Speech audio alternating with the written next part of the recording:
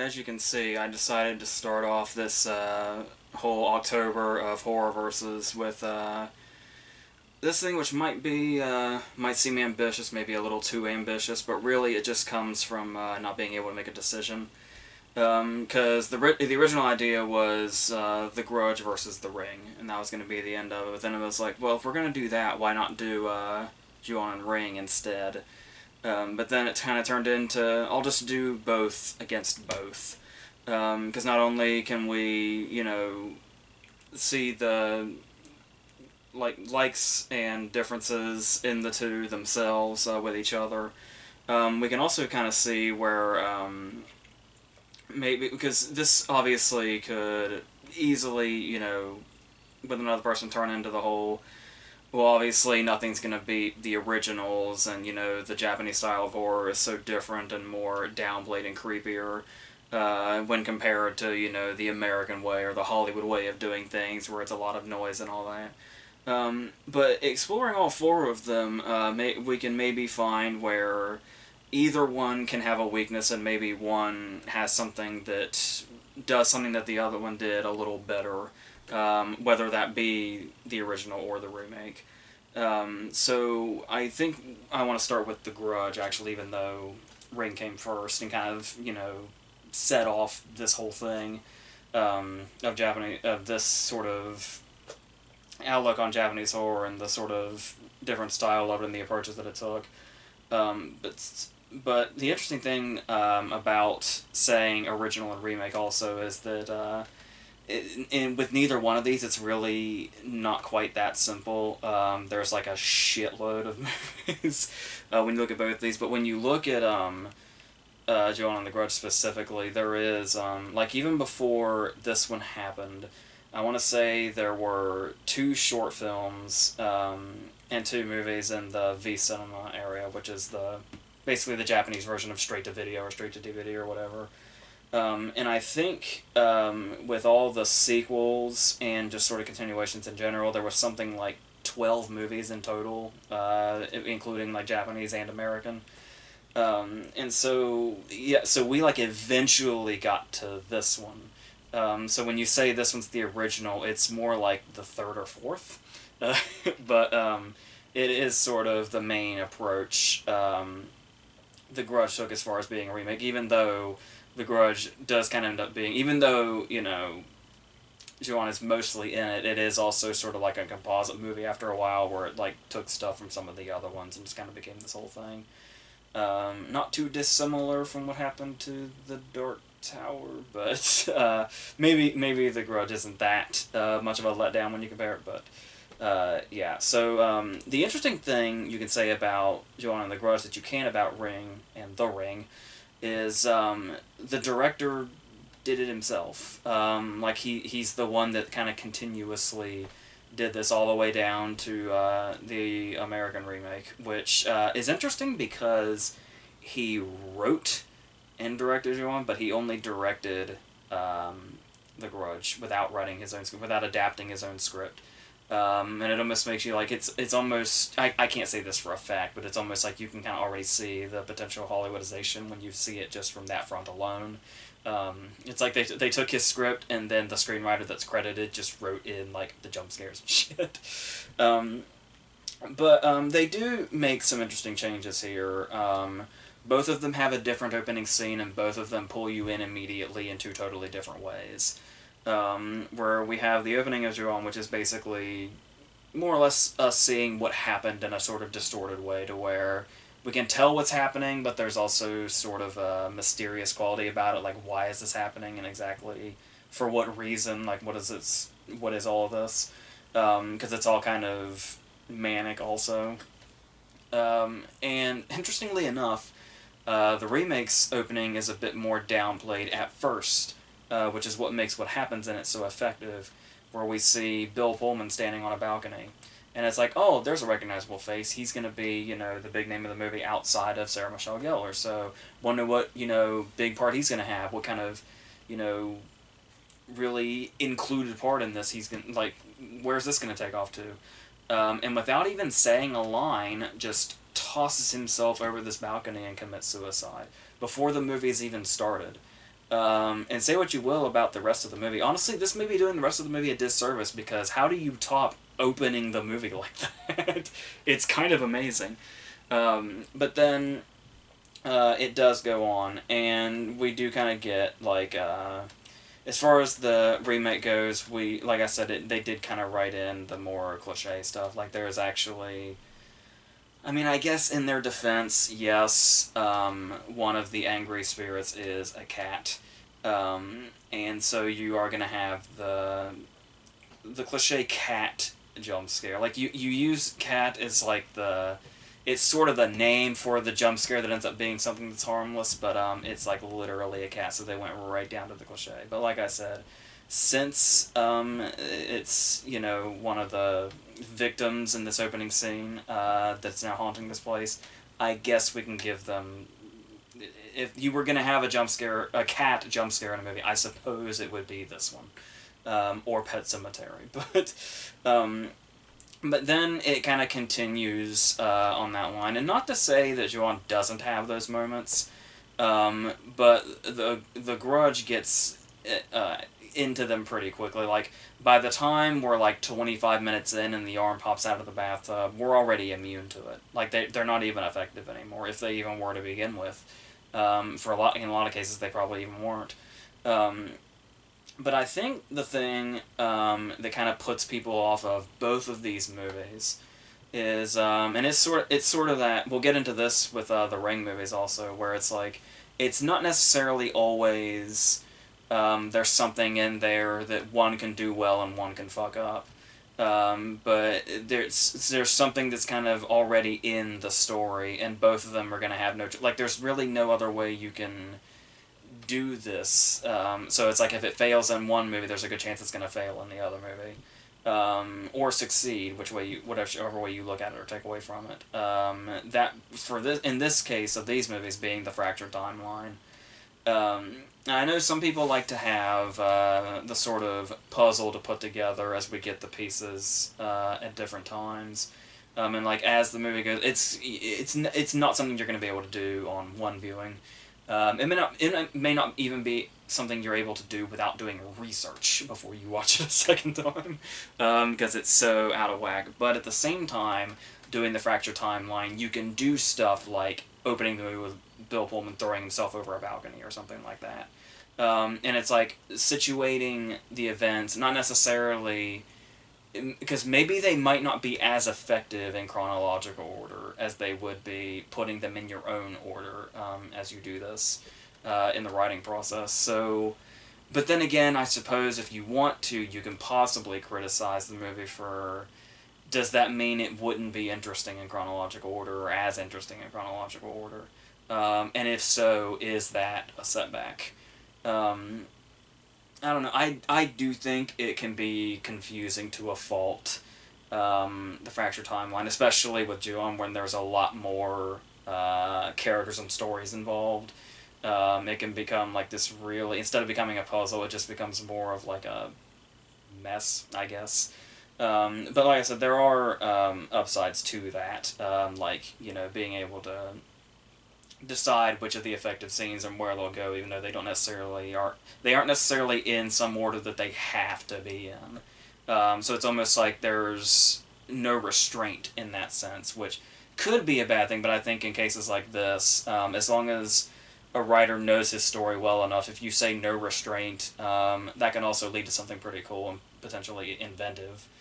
So I think these movies, particularly Joan, kind of finds a middle ground there, where sometimes it feels a bit too messy and a bit too jumbled for the sake of it, but other times you can see why and where the effect could come from.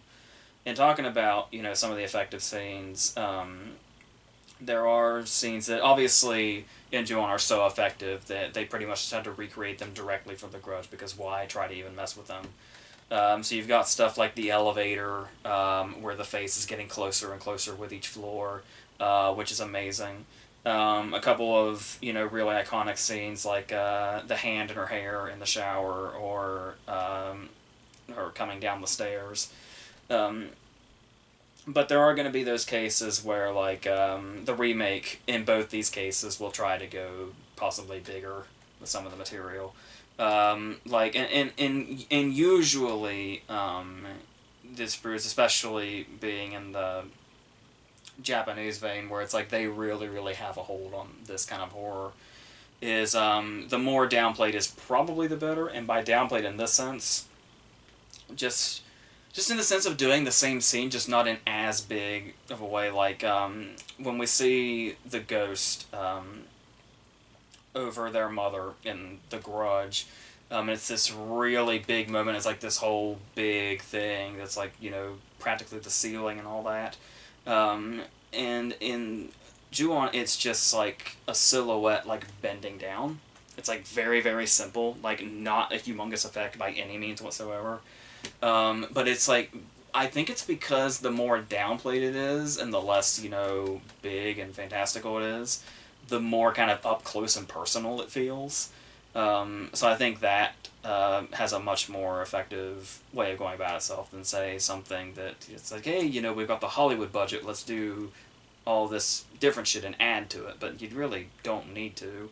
Like I was saying, the more you add to it, it's like the more kind of distant it becomes, and the more of it becomes an effect and nothing else. And ironically enough, not effective in doing that. Yeah, but then they also have stuff that they didn't bring over into the remake, like the scene where she kills the cops in Ju-on, which is really effective and also shows that thing of. Now I say about it being up close and personal without going big.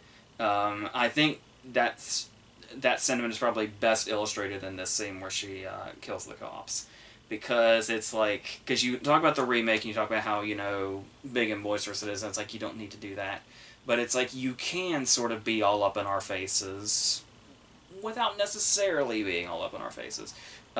Take for instance the scene when the cops are on the ground and they're just frozen in terror as she's coming towards them, and we kind of get this shot more or less from their point of view where she's crawling towards the camera, and it's like at this point, if you've seen too many of movies like the remake of The Grudge, you might be expecting eventually like a lunge at the camera or a mouth open or a big sound or a scream or something. But no, she just crawls towards the camera without lunging or anything like that, just until she can't get any closer to the camera and the scene just ends.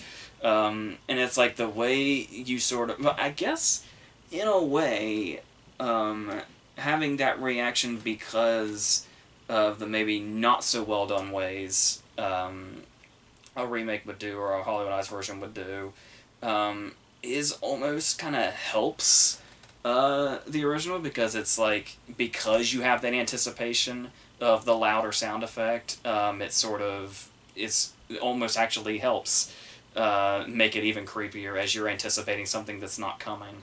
And just keeps happening. So it's like that on top of how creepy the scene already is by itself.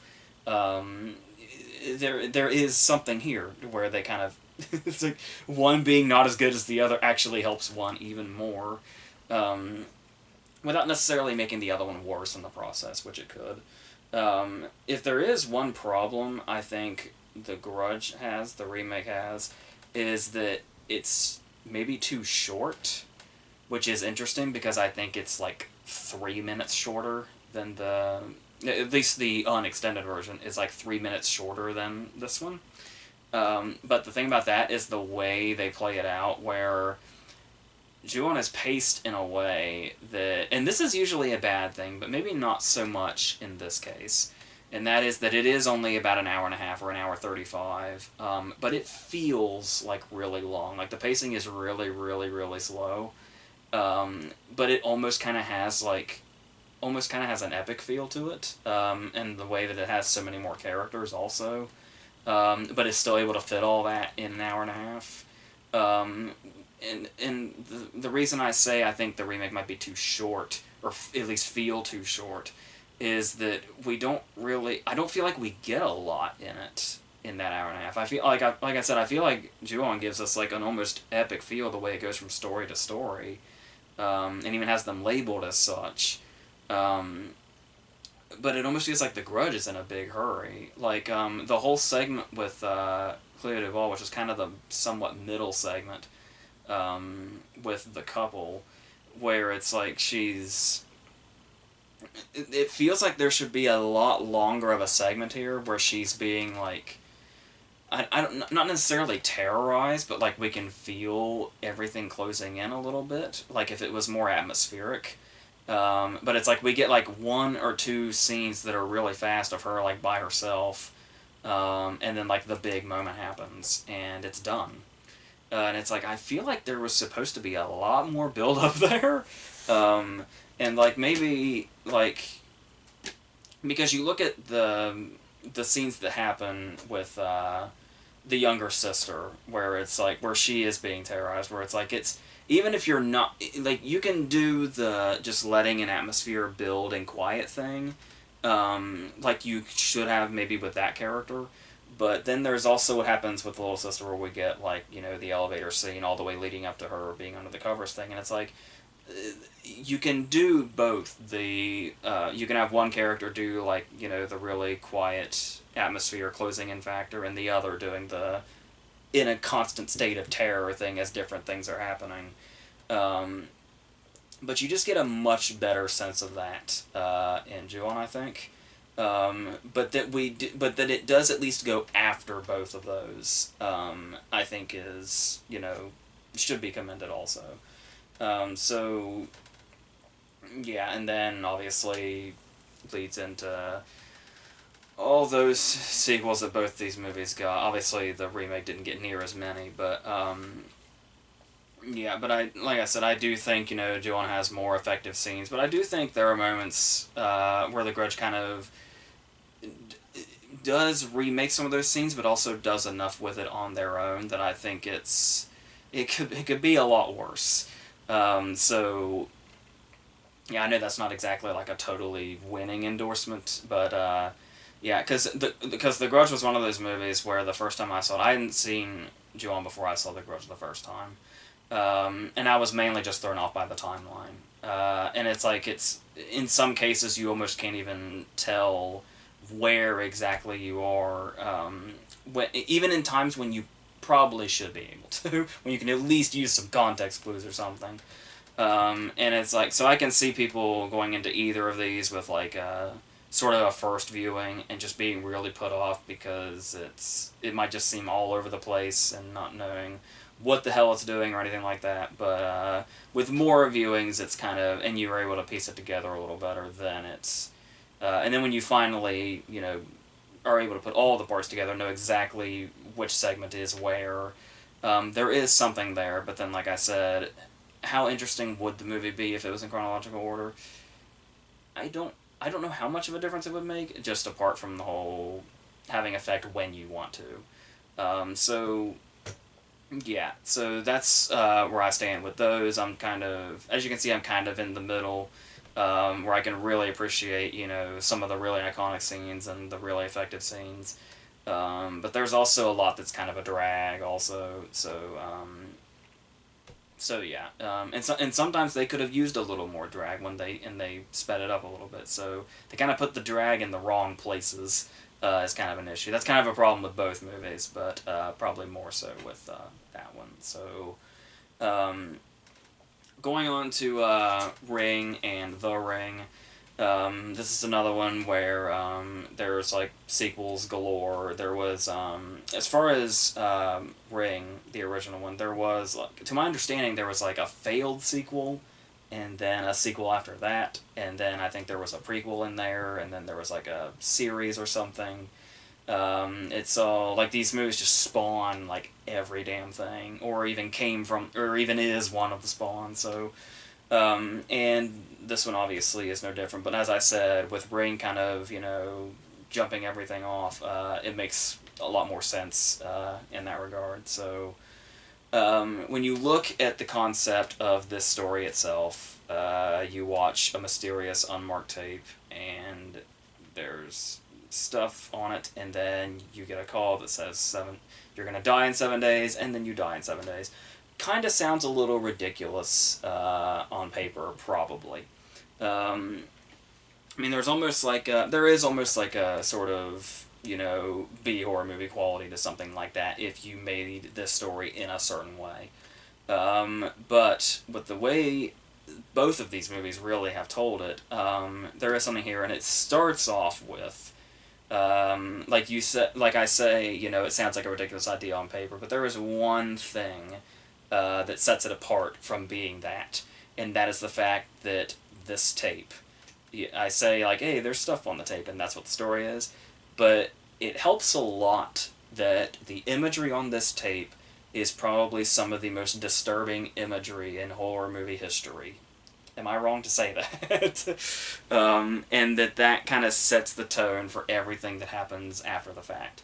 And what I really like about this story also, and I'm not immediately saying that the movies may like completely live up to this, but in concept, what I really love about it is that when you see a lot of like ghost stories, or supernatural stories in general, 9 times out of 10, there's a kind of a mystery aspect to it, and like a lot of the story, outside of people getting terrorized like one by one and being picked off or whatever, there's a mystery that the main character is trying to figure out as to the origin of the ghost, what it wants, and why it's here, and what they can do to get rid of it.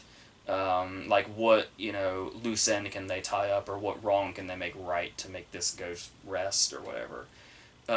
And that mystery and treating it as such is pretty much what these movies are, like in their entirety. Like without the breaking up into the whole, there's characters that get terrorized one by one.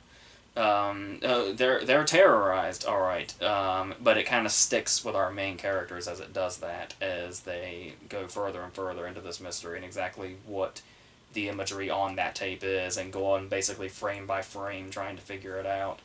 It is a really good concept, and really uses that sort of, you know, horror trope, but makes like the story out of it in an effective way.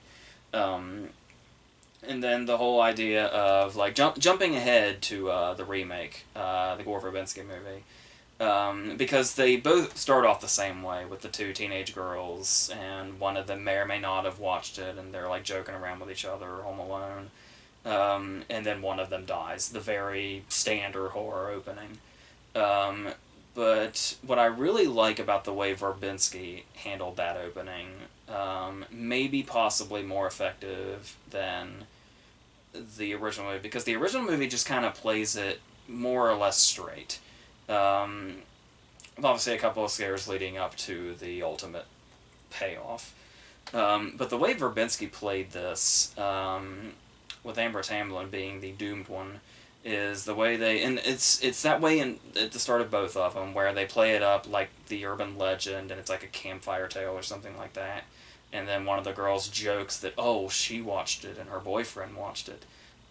Even though she's telling the truth, she plays it off as a joke. I've never been able to quite figure out what's going on there, but just the idea, of these two girls like playing it off as a joke and like messing with each other and trying to scare each other, it's like it's very much a cliche, but at the same time feels like a classic, like horror movie or a story. Like it's like them telling the supposed urban legend and myth of this tape in itself feels like an urban legend, like the scene itself, to where one of the girls does actually end up, you know, succumbing as a victim to it.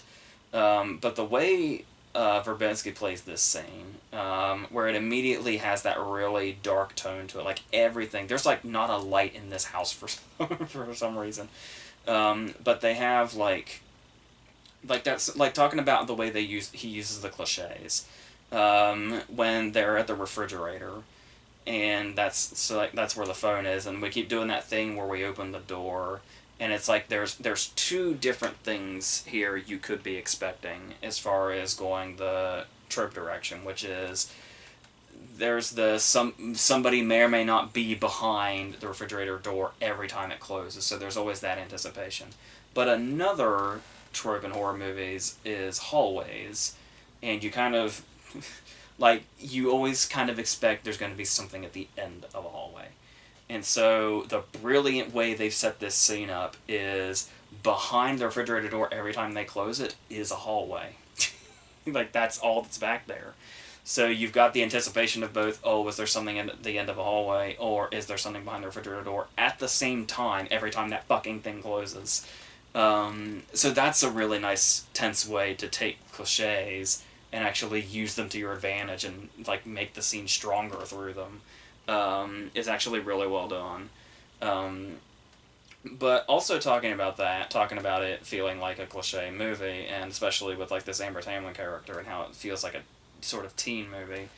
There is the whole thing about, you know, why they take, you know, these R-rated Japanese horror movies and turn them into PG-13 movies is they want a teen demographic. Because that's the most likely people to show up to a horror movie and want to be susceptible to being scared like this. But the thing about that is that you can see a teen horror movie from a mile away. Like just right away you can tell, whether it be the characters, the acting, the, you know, attempted atmosphere that usually isn't there, whatever, and the bombardment with cliches and all that.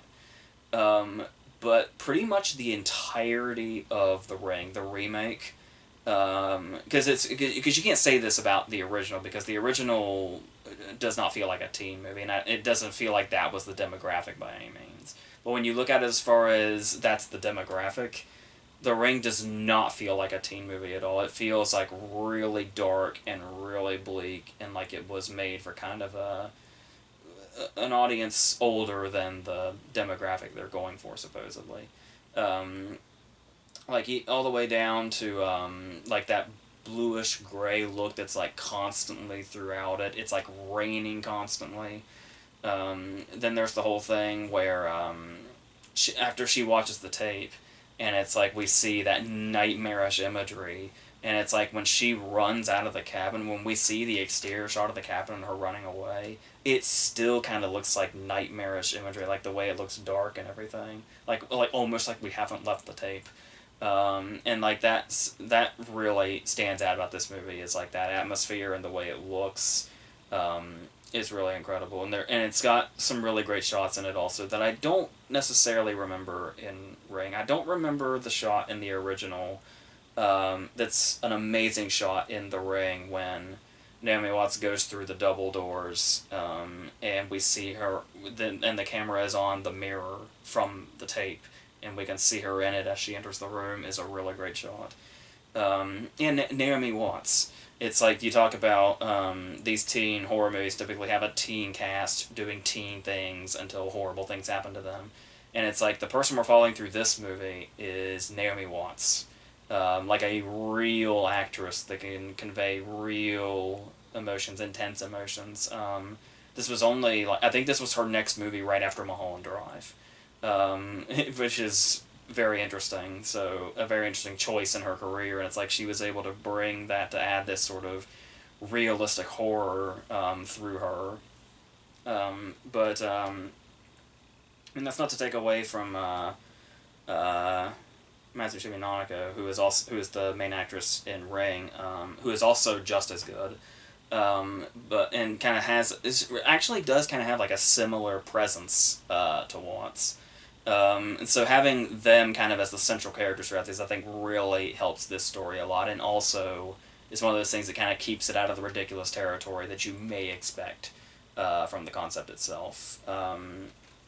So the way they were able to go around that also.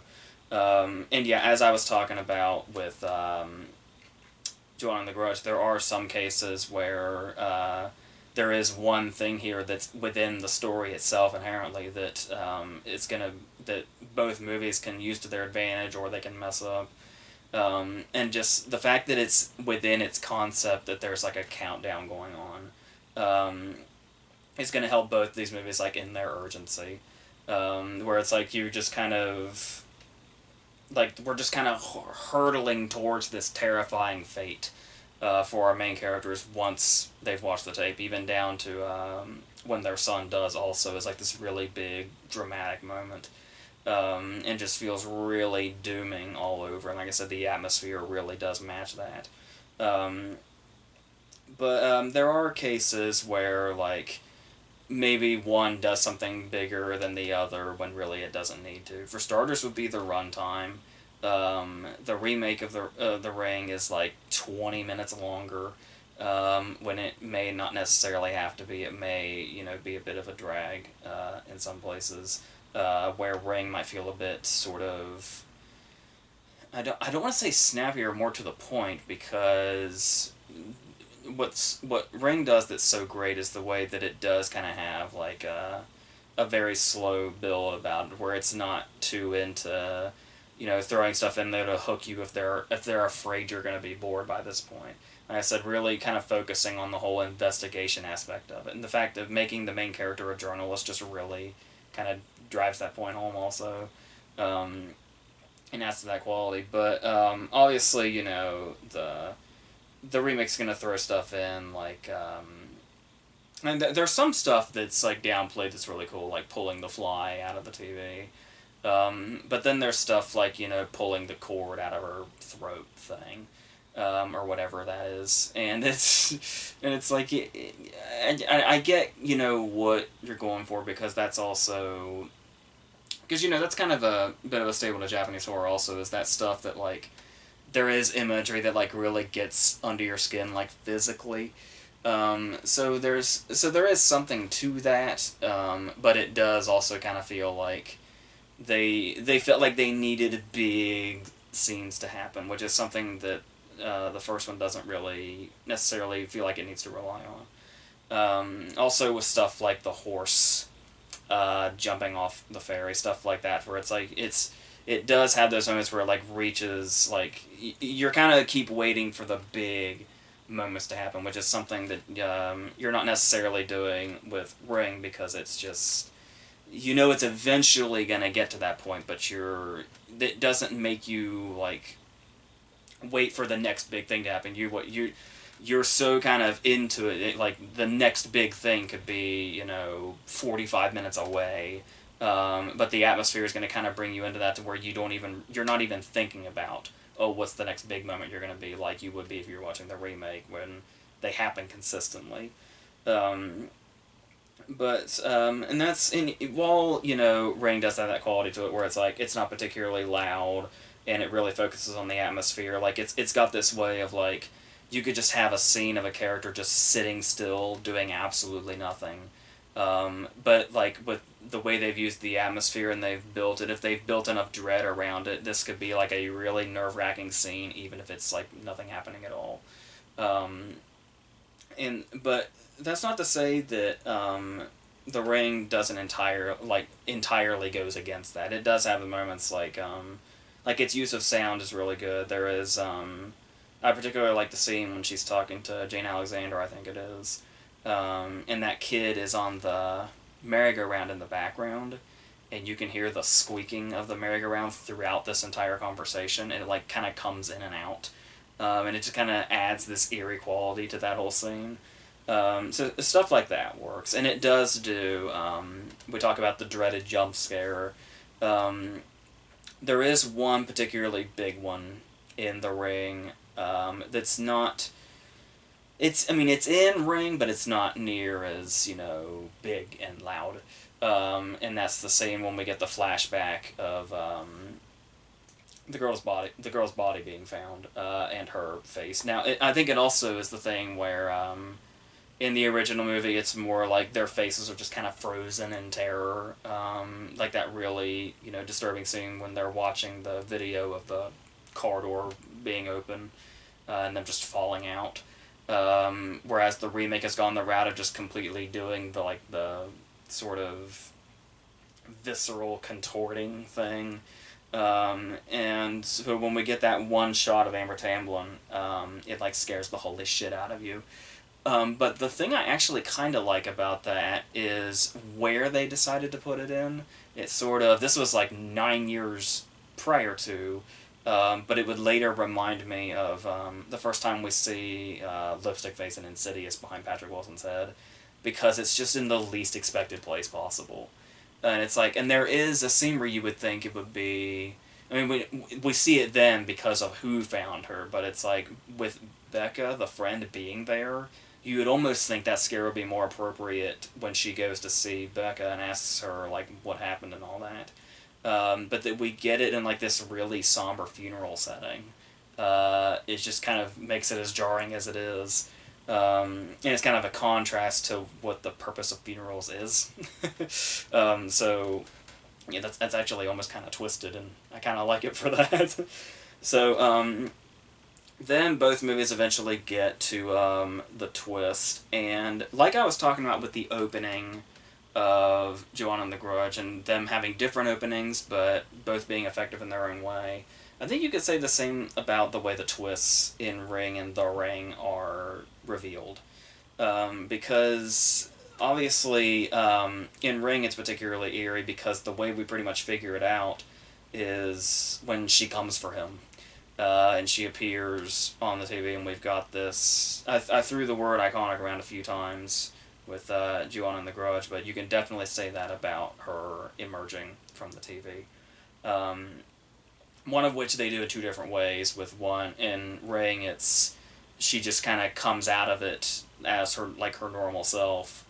With The Ring, doing it more like she's still got like the TV static around her, which may not look as effective, but it could also be, that's kind of one of those things where it's I don't necessarily feel like one did it the right way and one did it the wrong way.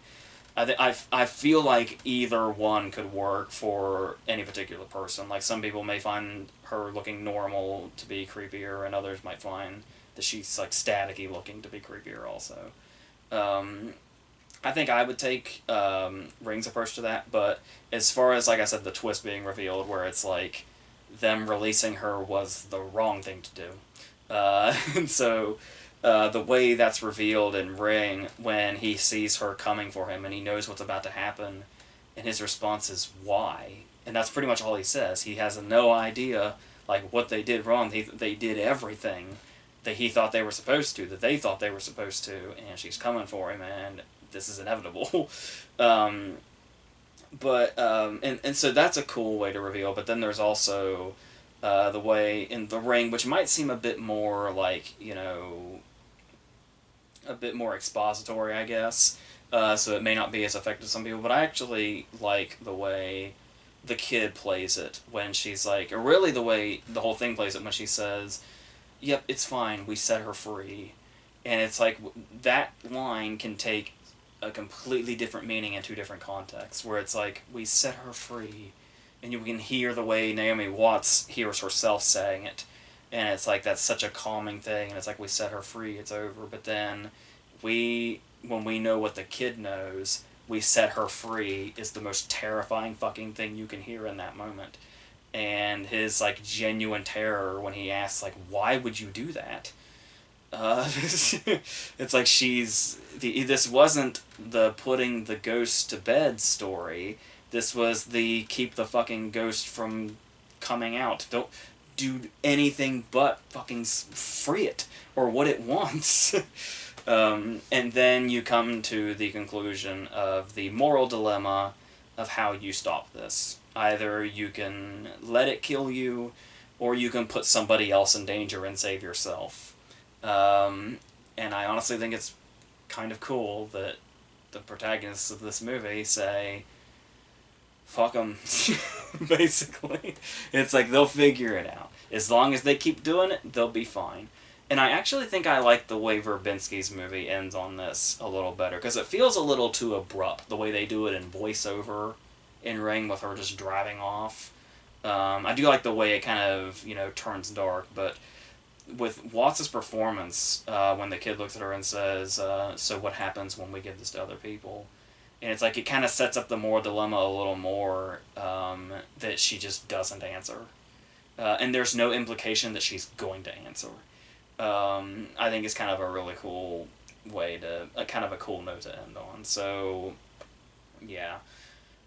So, if I had to, like, it's kind of hard to say, like, so what do I do now? Do I say, do I pick one of the four or two of the four? Because the thing is Obviously, I think in the long run, as cliche as it is to say, um, that Ju-on and Ring kind of, handle the stories. But I still think what Verbinski did with The Ring was so atmospheric and kind of so out of left field when you look at how people perceived PG-13 horror movies, and still to this day do. How there's like that stigmatism that they're made for like young audiences, and more often than not they suck and have shitty acting and aren't scary or anything like that. I don't really think Ju-on and the Grudge, as far as scares go, never really did much for me. The one image that kind of really stuck out to me when I saw Ju-on, and Ju-on, not even the Grudge, is the security camera footage. The way it kind of comes out and involves them. Of all the imagery, you would think that wouldn't be, but yeah. So as far as that goes, I would definitely go with Ring in the Ring as far as being like, any sort of scary factor whatsoever. But I think it's more just like there's more of an eerie quality than anything sort of outright scary or something that like makes me want to sleep with the lights on or something. It's not really that kind of thing for me. Any of these. But they both have their moments. But I think as far as like executing their story goes, I am probably more likely to come back to like Ring and The Ring than I am Ju-on or The Grudge. But there's still something to appreciate here in most. Obviously, if you want to go all four, The Grudge is obviously easily by far the weakest movie we've got here. Like I said, every now and then it's got its own little moment also, so there is that. Yeah, I would go with it. Even though, like, I've even said in the past, too, like in past videos, that I'm not even crazy about any of the Ring movies that much. But yeah, they definitely have their moments and certainly have their place in, like, horror movie history with, like I said, just the imagery of the tape alone is some of the freakiest stuff in the entire genre, so at least it's got that. So yeah, if there's maybe not the movies, but the tape itself, that's what I leave the lights on at night for. So yeah, so I guess that will end this. The next video is going to be the Joker review, and there's going to be a few other movies on there also. And then right after that, we will continue with the horror versus. We're going to go into animated movies. This time we're going to get a bit lighter. So we're going to visit Leica. So that tells you exactly what they are. And then get to do it all again next week and the week after that until the month is over. So until all of that, that's it.